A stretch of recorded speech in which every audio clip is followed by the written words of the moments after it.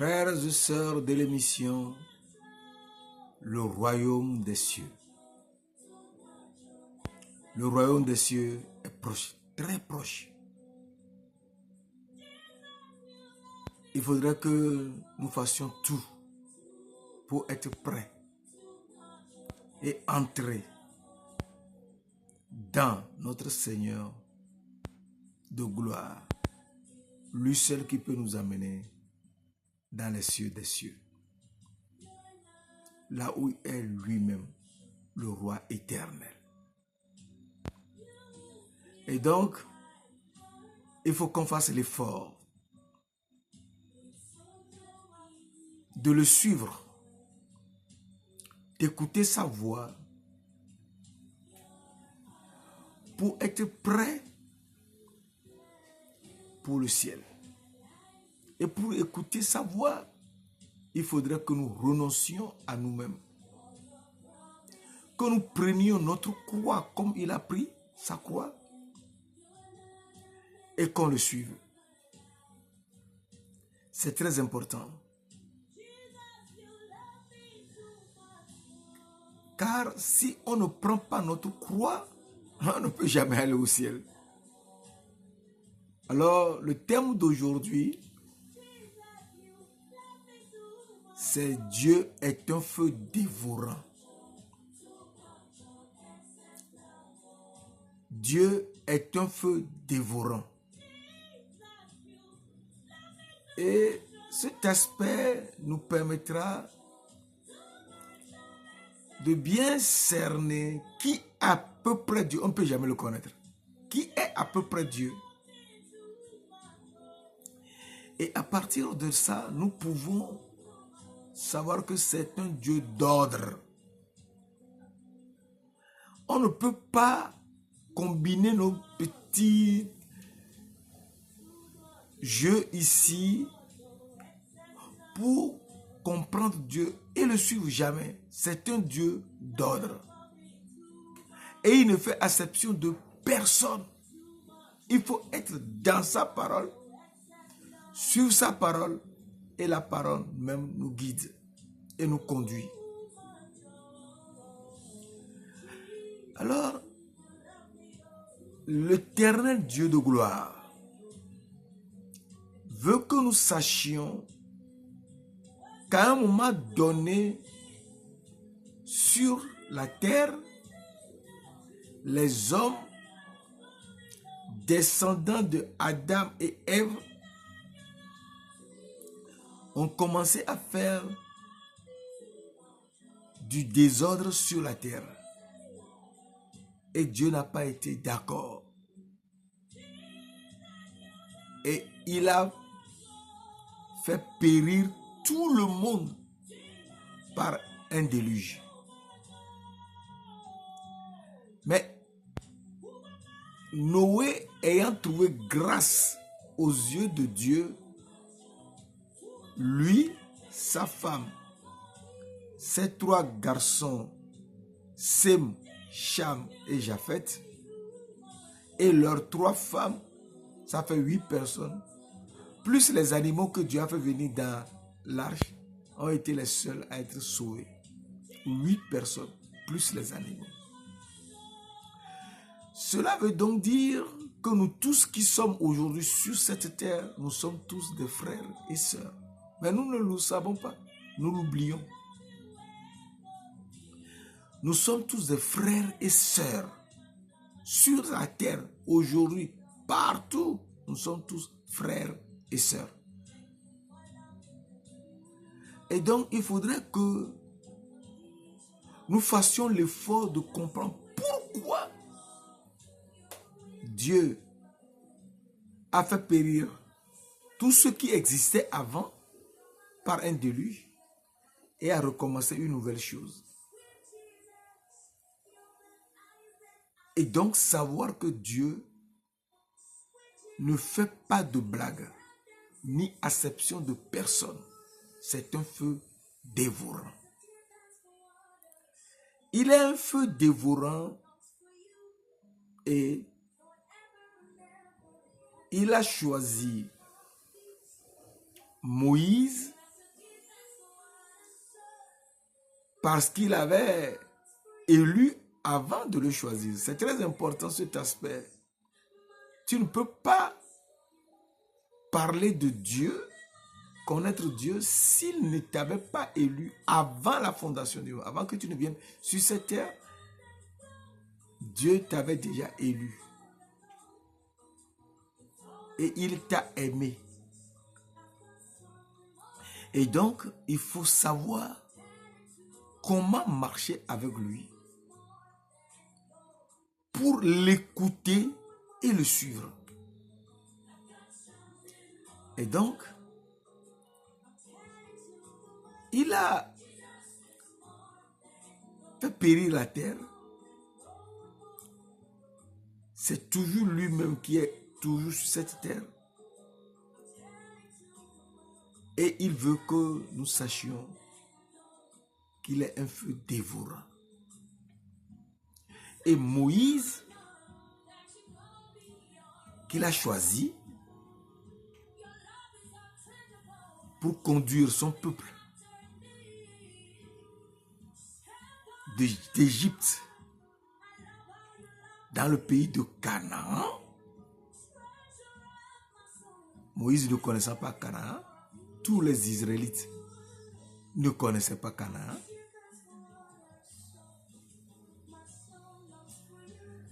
Ils étaient sur le chemin et Dieu se révèle un jour à lui autrement que par la parole. Alors, nous lisons dans Exode 33, verset 17 à 23, on peut choisir rapidement. L'Éternel dit à Moïse,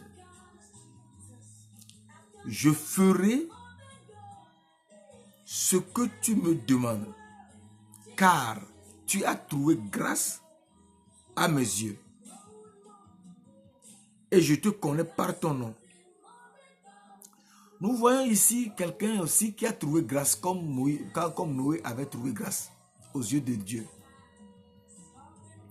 Moïse aussi a trouvé grâce aux yeux de Dieu. Et Dieu dit qu'il le connaît par son nom. Moïse dit, fais-moi voir ta gloire. Verset 19. L'Éternel répondit, je ferai passer devant toi toute ma bonté et je proclamerai devant toi le nom de l'Éternel.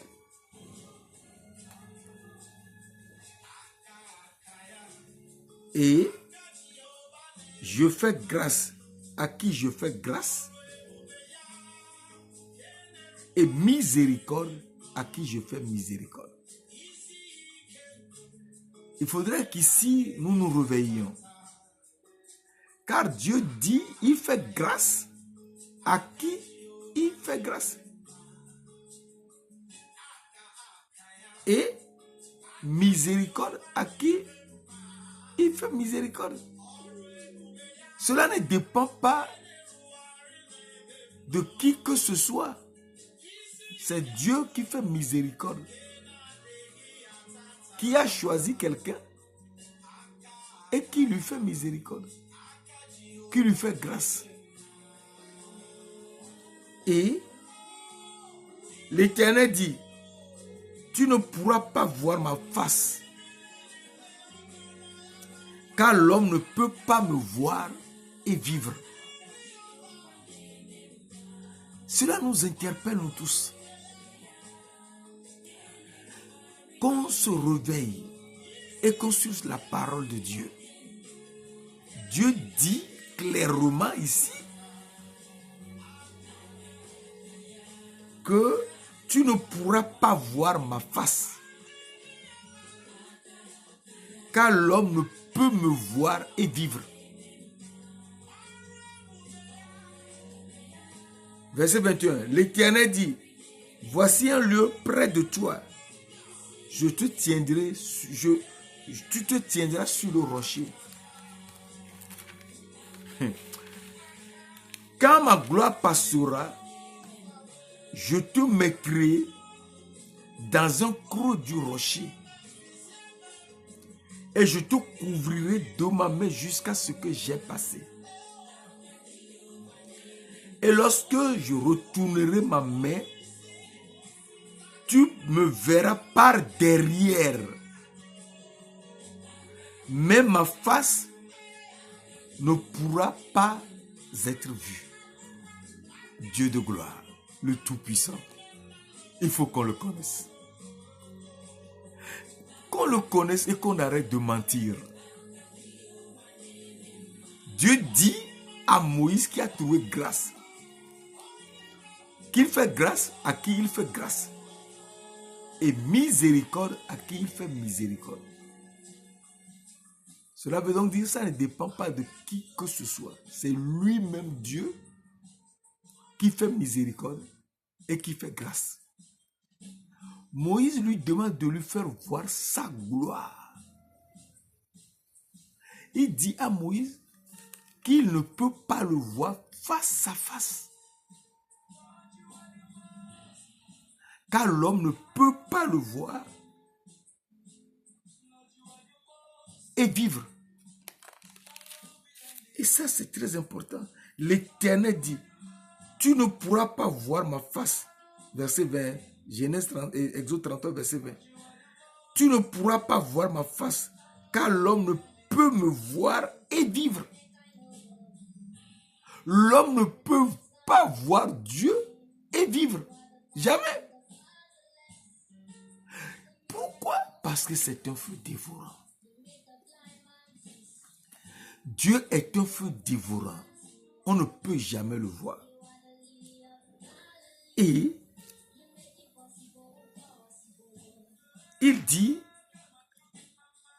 sa gloire, c'est un feu dévorant. Et donc, il faut comprendre que quand Dieu dit quelque chose, nous devons faire très attention. C'est qu'il veut nous conduire dans cette gloire.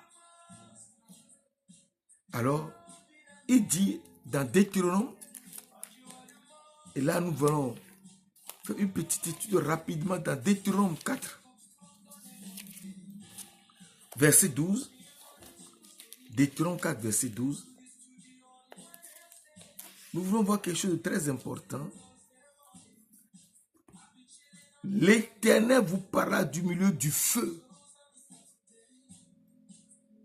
Vous entendîtes le son des paroles. Mais vous ne vîtes point de figure. Vous n'entendîtes qu'une voix. L'Éternel a fait réunir tout le monde au pied de la montagne d'Horeb. Et les gens entendaient l'Éternel, sa voix, mais ils ne pouvaient pas le voir. Parce que c'est un feu dévorant. Verset 13. Il publia son alliance qu'il vous ordonna d'observer. Les 10 commandements, et il les écrivit sur 2 tables de pierre. Nous devons comprendre que Dieu de gloire fait quelque chose d'extraordinaire. Et ce qu'il fait, c'est toujours concernant son alliance. L'alliance qu'il avait établie avec Noé. Et Noé avait oublié cette alliance après 1 an, 10 jours dans l'arche, avant de sortir de l'arche après le déluge. Et Noé a offert un holocauste à Dieu. Et Dieu lui a été content. mais lui a dit, je ne maudirai plus la terre. Et Dieu, à ce niveau, était en train de montrer à Noé qu'il est un Dieu béni et qu'il bénit. Et c'est très important de connaître Dieu ainsi. Il est Dieu qui bénit. Et quand tu suis Dieu, il faut que nous apprenions à bénir et à ne point maudire. Noé ayant maudit le fils de son fils Cham, qu'on appelle Canaan, Dieu n'était plus d'accord avec Noé. Et donc, nous comprenons qu'il y a une alliance entre Dieu et nous sur cette terre, sur cette nouvelle terre où nous sommes. Il y a une alliance et qu'il faut suivre cette alliance. Et cette alliance, si tu ne veux pas être dans l'alliance de Dieu, eh bien, tu ne peux jamais voir sa gloire. Alors, il nous faut comprendre que il est un Dieu tout-puissant qui est un feu dévorant. Et un feu dévorant, il nous montre cela. Deutéronome, toujours, nous sommes toujours dans Deutéronome.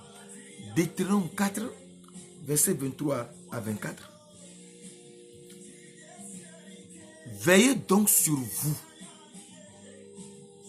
afin de ne point mettre en oubli mon alliance.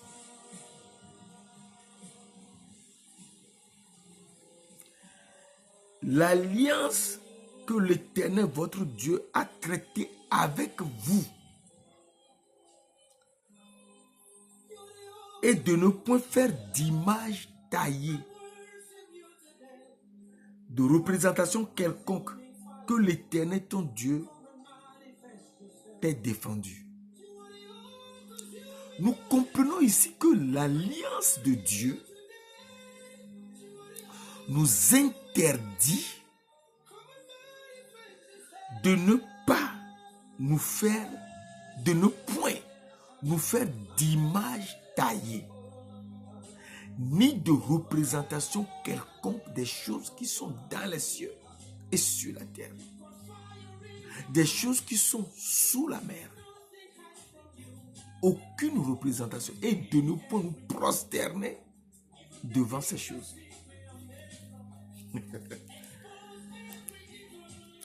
Alors, il est très important de suivre ce que le Seigneur nous dit. Car s'il nous dit, dans Deutéronome 4, toujours là, verset 14, en ce temps-là, l'Éternel me commanda de vous enseigner des lois et des ordonnances afin que vous les mettiez en pratique dans le pays que vous allez prendre en possession. Puisque vous n'avez vu aucune figure le jour où l'Éternel vous parla du milieu du feu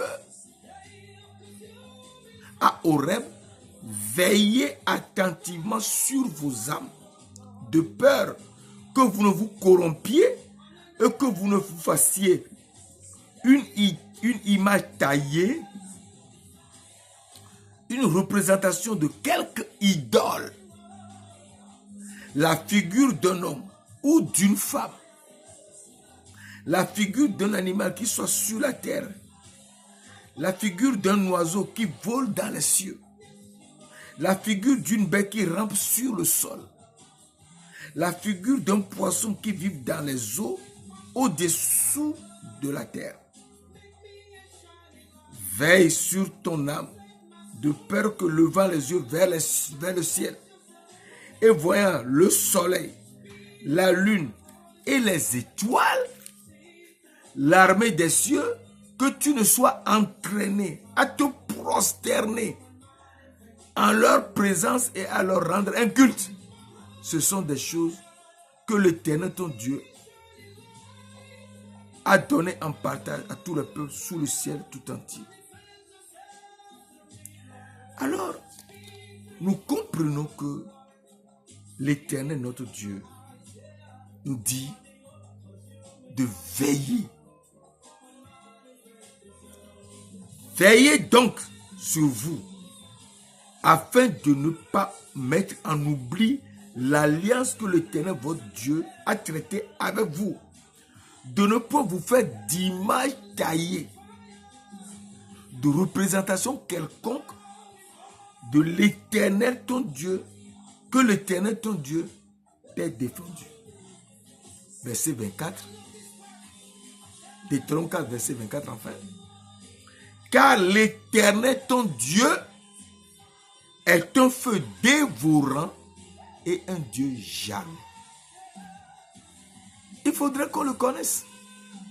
C'est un Dieu jaloux. Il n'aime pas ça. Qu'on fasse une représentation quelconque des choses qui sont dans les cieux, sur la terre, sous les mers, des idoles, des oiseaux, rien, il n'aime pas ça. De nous prosterner devant ces choses, il n'aime pas. Il ne faut se prosterner que devant lui seul. Il faudrait qu'on l'apprenne. Parce que c'est lui notre créateur. C'est lui qui nous a formés sur cette terre. Et il faudrait qu'on s'humilie devant lui.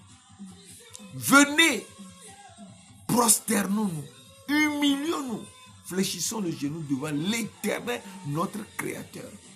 Car il est notre Dieu. Et nous sommes le peuple de son pâturage. Le troupeau que ça me conduit. Oh, si vous pouviez écouter aujourd'hui sa voix. Il faudrait qu'on fasse l'effort d'écouter la voix de l'Éternel, notre Dieu. Car c'est lui seul qui nous conduit et qui va nous permettre de nous situer. Car c'est un Dieu tout puissant. Il faudrait qu'on le cherche. Et nous le trouverons.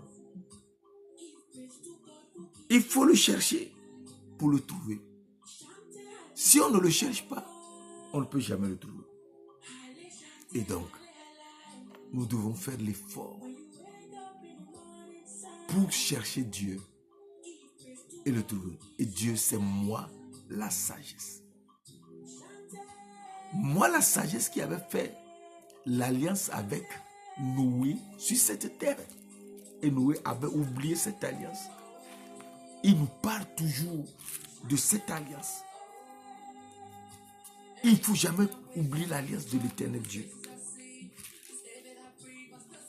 Et c'est moi la sagesse qui fait l'alliance avec nous. Sur cette nouvelle terre, après le déluge, nous sommes tous frères et sœurs. Il refait toujours la même alliance. Et il nous invite à suivre sa parole. Oh, si vous pouviez écouter aujourd'hui sa voix. Humilions-nous. Fléchissons le genou devant l'Éternel, notre Créateur. Prosternons-nous. Et donc, il nous dit, dans Hébreux 12, et c'est là que nous allons le comprendre totalement. Hébreux 12, verset 29. Car notre Dieu est un feu dévorant. Oui, c'est un feu dévorant. Et un Dieu jaloux, hein? Un Dieu très jaloux. Il faudrait le connaître. Parce que si on ne le connaît pas que c'est un feu dévorant et un Dieu jaloux, eh bien, on est perdu. Il faudrait le connaître. Il est jaloux et il n'aime pas qu'on se prosterne devant d'autres dieux. Il n'aime pas ça parce que c'est un Dieu jaloux. Alors, nous comprenons que dans Exode 34, verset 14, il nous répète qu'il est un Dieu jaloux et un feu dévorant. Dans Exode 34, verset 14, tu ne te prosterneras point devant un autre Dieu, car l'Éternel ton Dieu porte le nom de jaloux. Il est un Dieu jaloux. Il est jaloux des idoles que nous faisons, des représentations, des choses qui sont dans les cieux, sur la terre, sous les mers, des images taillées, de petits serpents, des choses. Dieu n'aime pas ça. Il faudrait le connaître pour le suivre. Et en le suivant, il faut savoir qu'il est feu dévorant et en même temps un Dieu jaloux.